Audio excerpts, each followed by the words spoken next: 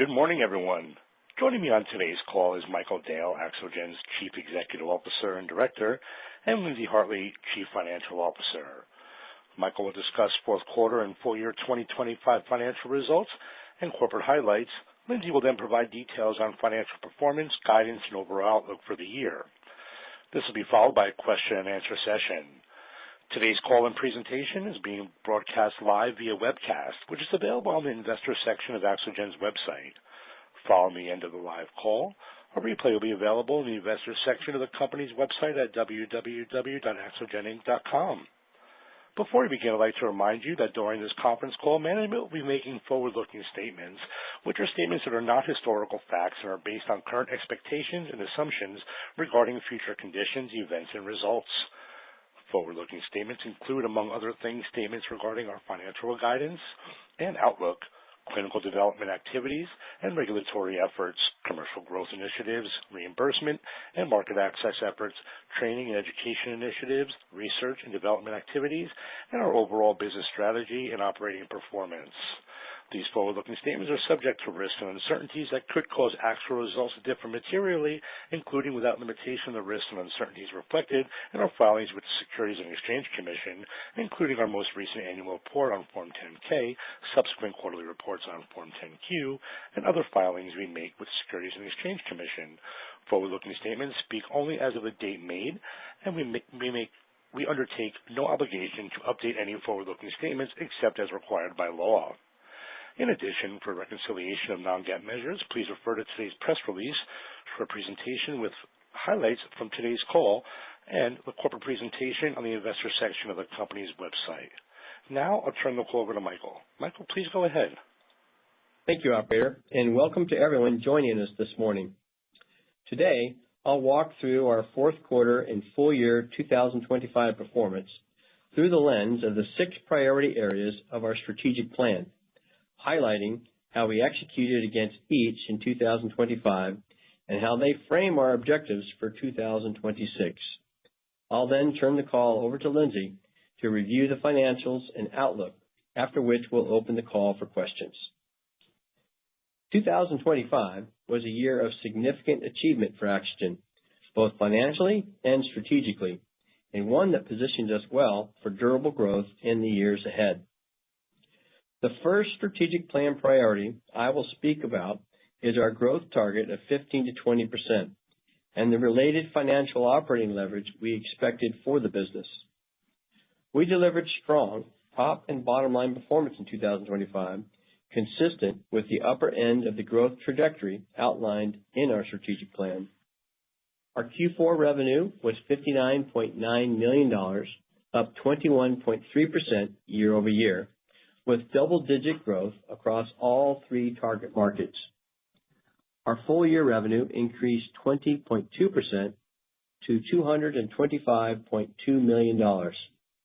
Our adjusted EBITDA grew 41% to $27.9 million, and we increased our cash position by $6 million while fully funding our strategic initiatives. This performance reflects expanding adoption of Axogen's nerve repair algorithm across traumatic, iatrogenic, and chronic peripheral nerve injuries, with advanced nerve graft remaining our primary growth driver, often complemented by our broader portfolio of repair, protection, connection, and termination solutions. Importantly, we have now reached a financial inflection point, enabling greater concentration of our market development efforts while generating positive cash flow and improving profitability. Regarding capital structure and balance sheet strength, in January, we completed an upsized public offering, raising $133.3 million in net proceeds. We used $69.7 million to fully retire our term loan facility, leaving us with a clean capital structure and significantly enhanced financial flexibility. Eliminating the interest and revenue participation obligations improves our earnings quality over time, while the remaining proceeds provide capacity to fund continued execution of our strategic plan. As a result, we enter 2026 well capitalized and positioned to deliver disciplined, profitable growth. The second strategic plan priority I will speak about is our market development progress for elective and planned procedures in extremities, oral maxillofacial and head and neck, breast, and our prostate market development plans. Across our three core markets, momentum remains strong, as represented by continued double-digit growth in each market. In extremities, which continues to be our most mature market and where we are furthest along in achieving standard of care status, supported by solid growth in both traumatic and chronic procedures. For oral maxillofacial and head and neck, we delivered high double-digit growth driven by surgeon adoption of the Axogen algorithm and increasing recognition of nerve repair's impact on quality of life. Breast remains one of our fastest growing opportunities, with accelerating adoption of resensation techniques and increased implant-based reconstruction volumes. In prostate, we made important foundational progress in 2025. More than 100 procedures were completed across 10 clinical sites, and in collaboration with our surgeon partners, we established a standardized surgical technique. As we enter the second half of 2026, we expect to begin seeing meaningful clinical signals as nerve recovery data matures, an important step in what we believe is a highly underdeveloped and compelling market opportunity. The third strategic plan priority I will speak about is our commercial expansion progress in regards to infrastructure and sales force growth. In 2025, we significantly expanded our commercial organization across all markets. In breast, we added 10 sales representatives and 2 regional directors, ending the year with 21 sales representatives and 2 regional directors. In extremities, we added 12 sales representatives in high potential geographies, ending with 117 reps and 15 regional directors. In oral maxillofacial and head and neck, we ended the year with 3 field-based market development managers. And in prostate development, we added 3 clinical development managers and 1 director. Early productivity trends are tracking well with our assumptions. Across markets, new hires typically reach independence and break even within 6 to 9 months, after which they become accretive. In 2026, we plan to continue this expansion. We will grow the breast team to approximately 30 sales representatives. We will grow extremities to approximately 130 representatives. And we will continue to evaluate further commercial investment to support prostate market development in the second half of the year. The fourth strategic plan priority I will speak about is our commercial excellence performance specific to our high potential accounts, productivity in general, and education. Our high potential account strategy remains a cornerstone of our commercial model. In 2025, 61% of total revenue growth came from high potential accounts. Average high potential account productivity increased 21%.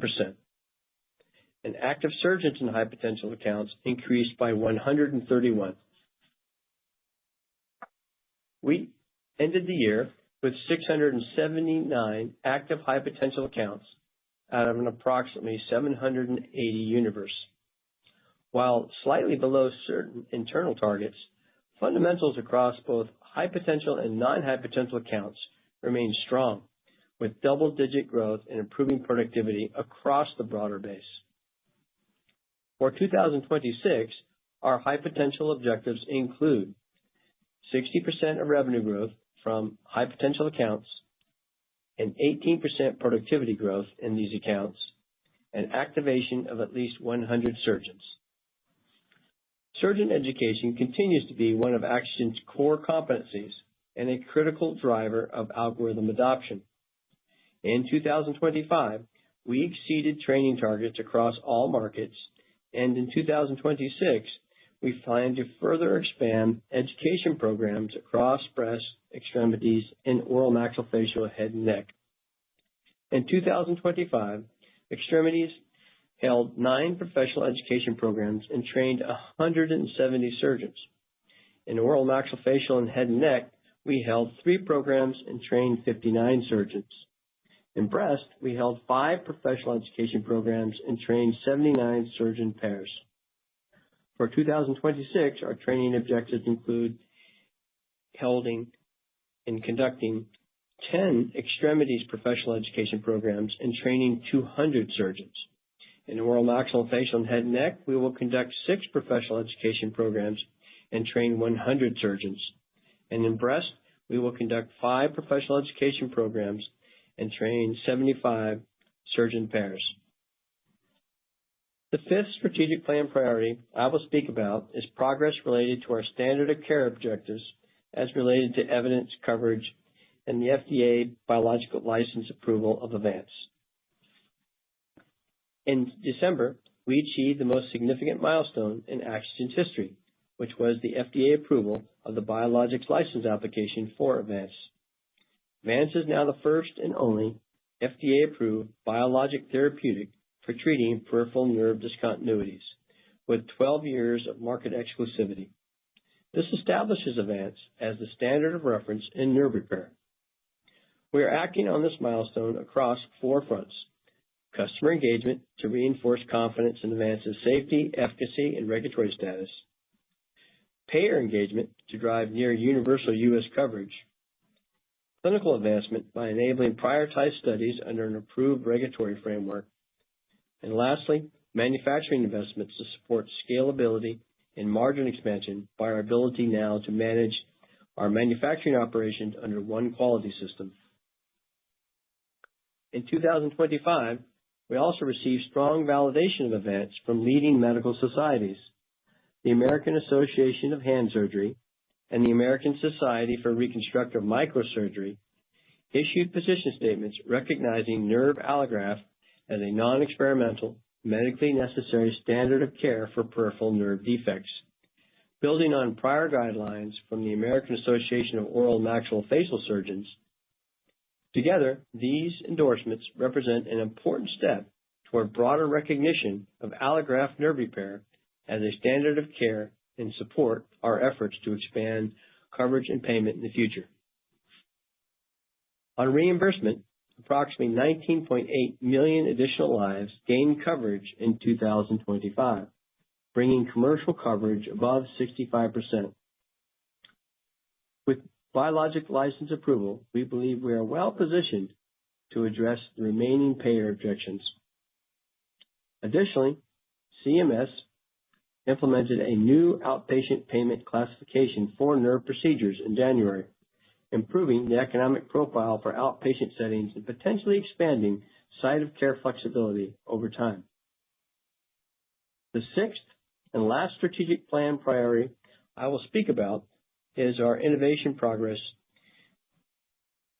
Our R&D investments, which are focused on improving benefit versus risk profiles for the treatment of nerve care, are focused on 3 strategic priorities. Firstly, making nerve coaptation faster and easier and more consistent. Second is advancing solutions for non-transected and chronic nerve injuries through better protection. And thirdly, developing therapeutic reconstruction technologies to improve the fundamental ability for nerve regeneration. With the biologic license approval in place, we are moving forward also with prioritized clinical studies, including in breast and mixed and motor nerve indications. We expect to provide more detailed updates on individual programs later this year. In each instance, these programs are progressing well, and we plan to provide more detail on each of these programs in the second half of the year.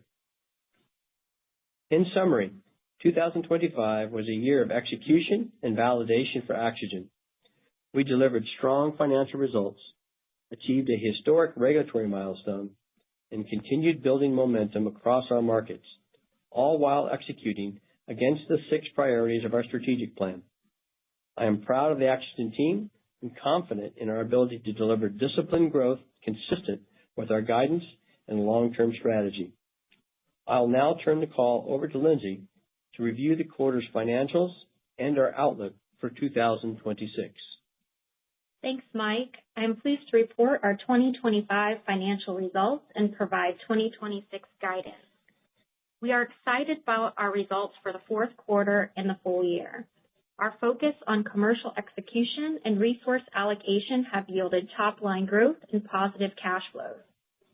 For the fourth quarter, we reported strong growth with revenue of $59.9 million, reflecting 21.3% growth compared to the fourth quarter of 2024. For the full year, we reported revenue of $225.2 million, reflecting growth of 20.2% compared to 2024. As mentioned during our last earnings call, we estimated that our revenue was positively impacted by the discontinuation of the case stock sales program for Avance. We believe the pull forward impact on our full year results to be minimal. Revenue growth continues to be fueled by strong sales of Avance and adoption of our comprehensive product algorithm across our target market, with unit volume and mix serving as the primary driver of our revenue performance in addition to price. Our gross profit for the fourth quarter came in at $44.4 million, up from $37.6 million in the fourth quarter of 2024. This represents a gross margin of 74.1%, down from 76.1% in the same period last year. Gross profit for the full year came in at $167.4 million, up from $142 million in 2024. This represents a gross margin of 74.3%, 1.5 percentage points less than 75.8% in 2024. Gross profit was negatively impacted by $1.9 million, or 3.3% for the fourth quarter and 0.9% for the full year, from one-time costs related to the FDA BLA approval of Avance. 2/3 of these costs, or $1.3 million, were non-cash and related to the vesting of certain stock-based compensation awards containing milestones tied to this event. Excluding these one-time costs, the year-over-year decreases of gross margin were primarily driven by approximately 2% higher product cost, offset by a reduction of inventory write-offs and reduced shipping costs on products sold. Product cost increased as a result of costs related to additional steps and tests required as we transitioned to and began processing Avance as a biologic. The reduction in inventory write-offs and shipping costs resulted from the discontinuation of the case stock sales program for Avance and process improvements implemented throughout the year. Operating expenses increased to $54.2 million in the fourth quarter, up from $35.6 million in the fourth quarter of 2024, and increased 18.3% as a percentage of revenue. Full year operating expenses increased to $175.2 million from $145.3 million in 2024 and increased 0.3% as a percentage of revenue. Included in operating expenses for the fourth quarter and full year was $7.2 million of non-cash one-time stock-based compensation expense related to the vesting of equity awards tied to the FDA BLA approval of Avance. This expense is reflected across operating expense categories, including $700,000 in sales and marketing, $4.6 million in research and development, and $1.9 million in general and administrative expenses. As a result, operating margin was negatively impacted by approximately 12.1% in the fourth quarter and 3.2% for the full year. Excluding this one-time cost, operating leverage improved by 3% as a result of top-line growth and financial discipline year over year. Sales and marketing expenses as a percentage of total revenue increased nearly 5 percentage points to 45.4% in the fourth quarter compared to 40.6% in the fourth quarter of 2024. For the full year, sales and marketing expenses as a percentage of total revenue increased 1.5 percentage points to 43.4% from 41.9% in 2024. Research and development expenses increased 83.9% to $12.4 million in the fourth quarter, compared to $6.7 million in the fourth quarter of 2024, and as a percentage of total revenue increased by approximately 7 percentage points to 20.7% from 13.6%. Full year research and development expenses increased 18.4% to $32.9 million from $27.8 million in 2024 and was flat at approximately 15% as a percentage of revenue. General and administrative expenses increased 64.6% to $14.6 million in the fourth quarter, compared to $8.9 million in the fourth quarter of 2024, and as a percentage of total revenue increased 6.5 percentage points to 24.4% from 17.9%. Full year general and administrative expenses increased 14.2% to $44.6 million from $39 million in 2024, and as a percentage of revenue decreased 1 percentage point. Net loss for the fourth quarter was $13.2 million, or 28 cents per share, compared to net income of $500,000 or 1 cent per share in the fourth quarter of 2024. Full year net loss was $15.7 million, or 34 cents per share, compared to $10 million or 23 cents per share in 2024. Adjusted net income was $3.5 million or 7 cents per share for the fourth quarter of 2025 and 2024. Full year adjusted net income was $14.4 million or 29 cents per share, compared to the $5.9 million or 13 cents per share in 2024. Adjusted EBITDA for the fourth quarter was $6.5 million, compared to an adjusted EBITDA of $6.7 million in the same period last year. Fourth quarter adjusted EBITDA margin decreased 270 basis points to 10.9% from 13.6% in the same period last year. Full year adjusted EBITDA was $27.9 million, compared to an adjusted EBITDA of $19.8 million in 2024. Full year adjusted EBITDA margin improved 180 basis points to 12.4% from 10.6% in 2024, driven by revenue growth and increased operating leverage excluding stock-based compensation expense. I am pleased to report for the full year, our balance of cash equivalents, restricted cash, and investments increased $6 million to $45.5 million from $39.5 million as of December 31, 2024, demonstrating our ability to be cash flow positive for the year. Now turning to our full year financial guidance for 2026. We expect full year 2026 revenue growth to be at least 18%, or total revenue of at least $265.7 million. We anticipate full year 2026 gross margin to be in the range of 74 to 76%. This range is consistent with 2025 and considers anticipated product cost pressure as we begin selling advanced biologic product in the second quarter of 2026. In 2027, we expect to begin seeing improvement to gross margin as a result of implementing continuous improvement programs this year and increasing economies of scale. We expect to be free cash flow positive for the full year 2026. Similar to prior years, we anticipate higher cash burn in the first quarter. In summary, we are pleased with our fourth quarter and full year performance and entered 2026 with strong momentum. Looking ahead, we will continue to prioritize initiatives that strengthen our financial foundation, including targeted investments in innovation and commercial infrastructure.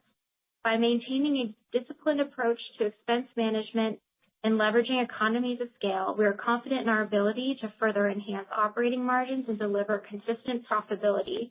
With that, I will now open the line for questions. Operator? Thank you. We'll now be conducting a question and answer session. If you'd like to be placed in the question queue, please press star one on your telephone keypad. A confirmation tone will indicate your line is in the question queue. You may press star two if you'd like to remove your question from the queue. For participants using speaker equipment, it may be necessary to pick up your handset before pressing star one. One moment, please, while we poll for questions. Our first question today is coming from Michael Sarcone from Jefferies. Your line is now live. Hey, good morning, and thanks for taking the questions. I guess, Hey, Mike. Just to start, on the guidance for the year, at least 18%. You exited 2025 at 21%, and maybe you could argue that's even higher when you adjust for the K-Stock discontinuation. But, wanted to get your take on how conservative or achievable you view the guidance, and maybe, talk about some of the key assumptions that you've got in there. Thanks, Mike. We would characterize it as prudent. We're building off of a larger base. We believe that our commercial customer creation models are elastic, but they still need to be managed. And so each quarter is a new quarter, each year is a new year. And we feel very confident in the guidance of 18%. Obviously, we aspire to growing the business as fast as possible. But hopefully that answers the question. It's a situation that we still believe that we need to prove out quarter to quarter, because the management of the customer creation processes is one of diligence, and then we're expanding the footprint, and we still need to be careful about getting out ahead of ourselves. Understood. That's helpful. And then maybe just, you touched on the CMS reimbursement, healthy increase in the outpatient setting. Can you maybe just help us think about how you're thinking about pricing in that context, and, any help on, can you give us a rough sense of the split of the business between inpatient versus outpatient procedures? Sure. Why don't I ask my colleagues, Jens and Rick, to weigh in on answering that question? Hey, Mike, thanks for the question. This is Rick. Just to start, we don't break out by care setting in terms of our revenue, but I do think this is a good de-risking event. It's not a light switch, so it's not like all of a sudden all these procedures are going to move to the outpatient setting. But I think it increases site of care flexibility over time, and it's something we'll continue to take a look at. One thing that's important to note is that facilities negotiate procedure payments with the commercial payers, and that happens every 1 to 2 years. So, CMS makes this decision, and facilities will renegotiate their contracts accordingly. And so these things will just flow through the healthcare system over time, but it gives us a lot of belief in what we're doing. Jens, any color you want to add? Yeah, I would say it's definitely positive that payments have increased, but the really important thing is coverage. And so as coverage expands, that also will give us more opportunities to expand the footprint into other care settings. But it's really, there's two sides of the coin. You've got the payment, which is great, that has been increased, but we're still working hard to expand coverage as well. Mike, give context of procedures that will likely move in the future where it's advantageous for the provider to do so are going to be more of the upper extremities, the hand and the arm, and then follow-up outpatient procedure opportunities. The other major significant procedure, particularly head and neck and breast, those are unlikely to move into that kind of setting. So it's all good for nerve care in the future, but it'll be one that takes time to socialize as each hospital understands their own situation and then decides whether or not to deploy more resources to the setting. Super helpful. Thanks, all. Thanks, Mike. Thank you. Next question is coming from Larry Biegelsen from Wells Fargo. Your line is now live. Hi, good morning. This is Simran on for Larry. Thanks for taking the questions here. Maybe just to start out, Mike, since the BLA in December 2025, can you talk about the reaction to it so far from physicians in each segment of the market and payers as well? And then how are you thinking about major coverage wins in 2026 as you move towards full coverage from, above 65% today? Sure. The reception from the physician community is varied. So the product has been commercially available to the community for many years now. So for a lot of individuals, they more or less took for granted that this was the case, and were in many instances only modestly aware of the work going on behind the scenes to move from a device classification to a biologic. So I think that context is important because it's an unusual circumstance. That said, what we have done is with the approval, it has allowed us to go back to the customers, the people we serve, and to affirm with them their trust and confidence in Avance. So that is very positive. Gives us a chance to revisit the basic product characteristics of why it's a suitable solution for treating nerve discontinuities. So all very positive in that regard. And as you might appreciate, for those individuals who are sitting on the fence or who are not adopters, it's given us a new vehicle to go back and revisit the question with those individuals. So in all regards, it's very positive, but it's something that also is important to understand. Has been a product that's already been available to the community for quite a while. Now, as for payers, it's a vehicle that allows us to go back and revisit any of the payers whereby one of their primary objections was that the device was experimental, and has allowed us to make clear that is not the case. As to their response, it's a formal process. You make these submissions, you work through their various work streams that they require in order to even have a conversation. And then periodically on an annual basis, they would then review that information that's new and then revisit their decisions. So there is not a schedule that we can point to that will guarantee us a feedback. But other than what we can say is that we hope and expect to see some sort of responses from these entities in 2026, but we have no prediction per se as to which one or exactly when they will respond. Okay, that's helpful. And maybe just to follow up, yeah, go ahead. One thing I would add is that while we can't predict the timing, we have predicted timing in the context of the strategic plan. So I do want to be clear about that. It is our expectation that between now and 2028, we will overcome the negative coverage decisions that presently exist. Got it. Which means... thank you. Go ahead. Sorry. Just to follow up, so maybe just switching gears towards your sales force kind of adds for the year.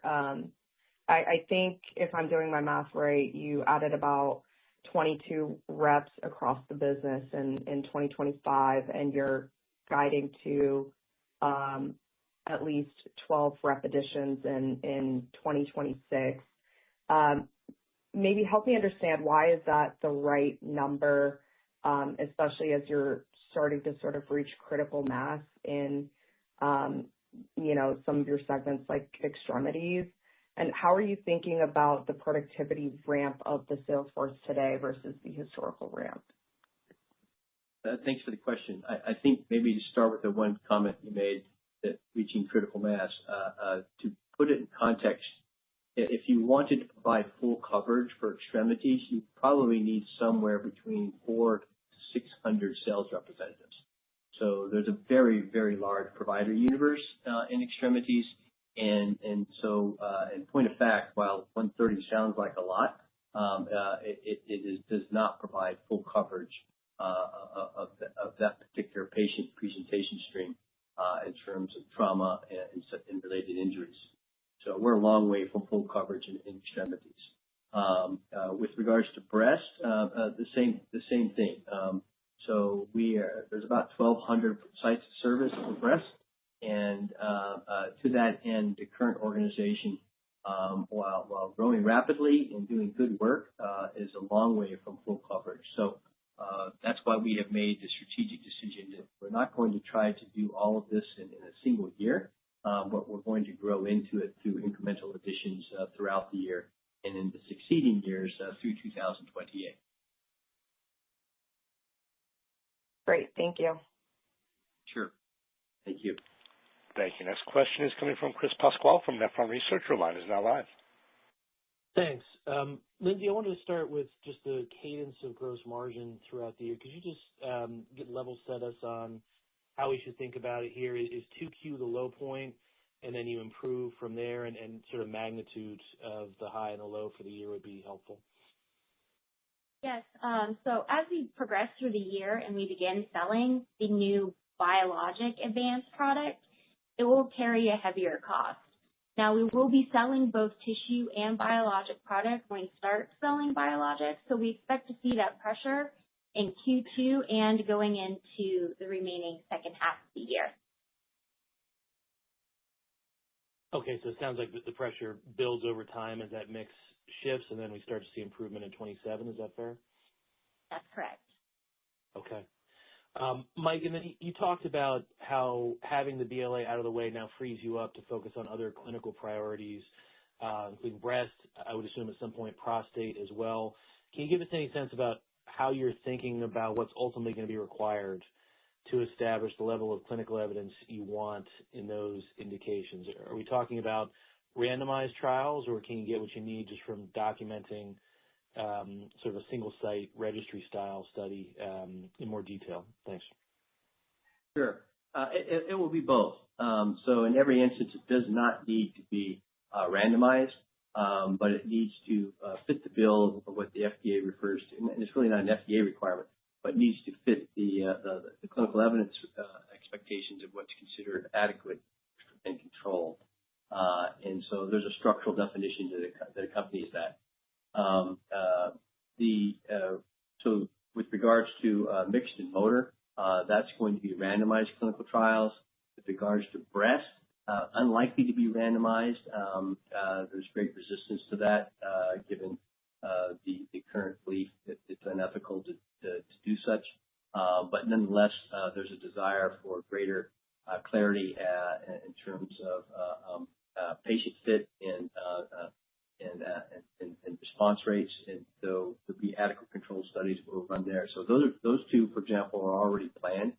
Those will all initiate this year, and then we will consider doing additional studies. Prostate, as you raised, will be certainly a significant effort, but we are not in a position to describe what that study will be until really the end of this year, once we see the clinical signals back from the 10 clinical sites that we initiated last year. So most important thing to understand is while evidence is significant insofar as individual single center studies, in terms of randomized studies, to put it in context, RECON is the largest randomized clinical study ever done in nerve care. And while we're very proud of that, it also speaks to the fact that there does need to be more evidence. And so we look at this as an opportunity. Our customers are actually very excited because we provide for those individuals an opportunity, essentially a vehicle by which to engage in nerve care in a way that's very common, say, for example, in cardiovascular or some other healthcare domains, but it's not historically the situation in nerve care. Great, thank you. Thanks, Chris. Thank you. Next question is coming from Jason Bedford from Raymond James. Your line is now live. Good morning, and thanks on congrats on the progress. Just as it relates to the BLA, it doesn't look like it based on the physician training metrics you provided, but are you assuming any step up in growth directly related to the BLA? Not explicitly. it was always assumed as part of the strategic plan that we would achieve biologic license approval. And so the growth that's implicit in our guidance is characterized based upon that assumption. Okay. And then just, you mentioned the active 679 high potential accounts within a universe of, I think you said 780. So my question is, you see scenarios where the potential universe of high potential accounts grows beyond the 780? Yes, definitely. As we increase our target indications and target procedures, that high potential algorithm will evolve, and so we do expect in the future that universe of high potential accounts will grow. Okay, thank you. Thanks, Jason. Thank you. Next question today is coming from Caitlin Roberts from Canaccord Genuity. Your line is now live. Hi, thanks so much for taking the questions. Just starting off with guidance. Just starting off with guidance, if you could provide some more color on the cadence of revenues throughout the year. From a calendarization standpoint, it should be very similar to what you've seen the last 2 years for Axogen. To generalize, first quarter is typically the most modest quarter for the business, and then the second and third quarter are stronger quarters based upon the dynamics that transpire across nerve care. So summertime is when you see very significant trauma. People are out and active, and so that's a pronouncement. But it just basically builds throughout the year. And I would look to the last 24 months of history to give you a guide for the calendarization. Awesome, thanks. And then just for breast, I think you've talked in the past about addressing only a certain part of the market given the technique of the nerve size limitations. Are you working on expanding the technique to address further breast recon procedures? We are. So we have ongoing R&D and regulatory work to understand what other permutations could be offered. That includes greater nerve length, greater more different morphology representations on the nerve, all things that could make it easier. There's nothing expected this year that would be available, but certainly within the next 24 months, if we decide and determine that we can successfully develop such, we will be bringing those to the marketplace. Great. Thanks for taking the questions. Thanks, Caitlin. Thank you. Next question today is coming from Mike Kratky from Leerink Partners. Your line is now live. Hey, everyone. Thanks for taking our questions, and congrats on all the progress. Thanks, Mike. So maybe just to jump in on prostate, you highlighted some really exciting milestones, over 100 procedures, and some of the clinical activity we should be expecting in the later part of this year. But how should we think about the potential revenue contribution, the commercial side ahead of that progression throughout the year, and any color there would be helpful. Sure. So we're trying to maintain discipline as we wait for the clinical signals from those 10 clinical sites. So prostate will not be a significant revenue contributor in 2026. Got it. Understood. And just to clarify there, is there any then contribution in the first half, or is it really, that'll be kind of the gating factor for your ability to drive more commercial adoption there, just as we get more of that clinical signal? Nothing that we haven't already forecasted implicit in the guidance which we just shared. So certainly there's spend and there's things being planned for potential development, but that's all captured in the guidance at present. It'd be very unlikely that we would depart from the current plan. It really boils down to what we've been describing, is that we want to see the clinical signals from those 100 patients and the various procedures that we conducted. And again, on the presumption that those are positive, then we'll have a lot more to talk about. Okay. Yeah, appreciate the color there. And then maybe just one last one, but, so helpful color on the BLA expenses that you outlined in the fourth quarter. I'm curious if there was any G&A impact there, and then any BLA expenses that we should be building in for 2026. Yes. As I mentioned on the call, there was the stock-based compensation expense directly tied to that event. In G&A, it was $1.9 million. Across all of OpEx, it was $7.2 million. Okay. Thanks very much. Thanks, Mike. Thank you. Next question today is coming from Anthony Petrone from the Mizuho Group. Your line is now live. Thanks, and congratulations on a strong end to the year here.